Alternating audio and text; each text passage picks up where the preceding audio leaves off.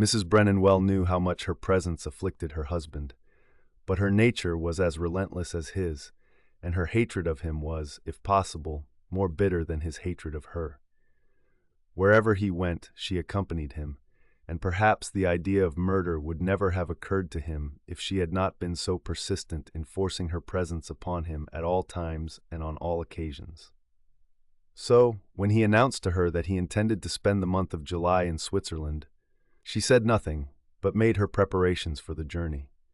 On this occasion he did not protest, as was usual with him, and so to Switzerland this silent couple departed. There is an hotel near the mountain tops which stands on a ledge over one of the great glaciers. It is 1.5 miles above the level of the sea, and it stands alone, reached by a toilsome road that zigzags up the mountain for 6 miles. There is a wonderful view of snow peaks and glaciers from the verandas of this hotel, and in the neighborhood are many picturesque walks to points more or less dangerous. John Brennan knew the hotel well, and in happier days he had been intimately acquainted with the vicinity. Now that the thought of murder arose in his mind, a certain spot 2 miles distant from this inn continually haunted him. It was a point of view overlooking everything, and its extremity was protected by a low and crumbling wall.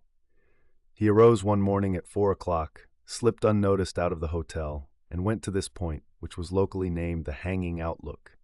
His memory had served him well. It was exactly the spot, he said to himself. The mountain which rose up behind it was wild and precipitous. There were no inhabitants near to overlook the place. The distant hotel was hidden by a shoulder of rock. The mountains on the other side of the valley were too far away to make it possible for any casual tourist or native to see what was going on the Hanging Outlook. Far down in the valley, the only town in view seemed like a collection of little toy houses. One glance over the crumbling wall at the edge was generally sufficient for a visitor of even the strongest nerves. There was a sheer drop of more than 1 mile straight down, and at the distant bottom were jagged rocks and stunted trees that looked in the blue haze like shrubbery. "This is the spot," said the man to himself, "and tomorrow morning is the time."